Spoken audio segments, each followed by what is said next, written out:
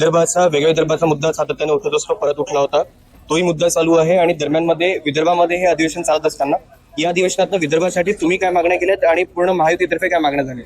बघा, कुठल्याही अशी मागणी नाही आहे. आता विदर्भाचा जोरदार विकास होत आहे. माननीय नितीनजी, माननीय देवेंद्रजी, शिंदे साहेब, अजितदादा सर्वांच्या नेतृत्वामध्ये विदर्भाला न्याय मिळत आहे.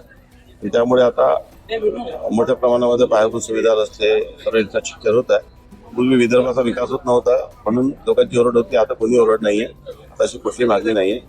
आणि सातत्याने विदर्भाचे शेतकरी असो की सर्वसामान्य घटक असो, सर्व संदर्भात योग्य ती पॉलिसी आपण करत आहोत आणि विदर्भाला कुठलाही अन्याय होत नाही. महानगरपालिकेच्या संदर्भामध्ये बहुधा आता चाहूल लागतंय का की देवेंद्र फडणवीस यांनी सकाळी एक बैठक घेतली, अजितदादा पवार रात्री बैठक घेणार आहेत आणि युत्या वगैरे सगळं निवडणूक आहे तर आपल्या पक्षाच्या बैठका घेऊन लोक प्रचार करत राहतात आणि नेहमीच प्रक्रिया आहे.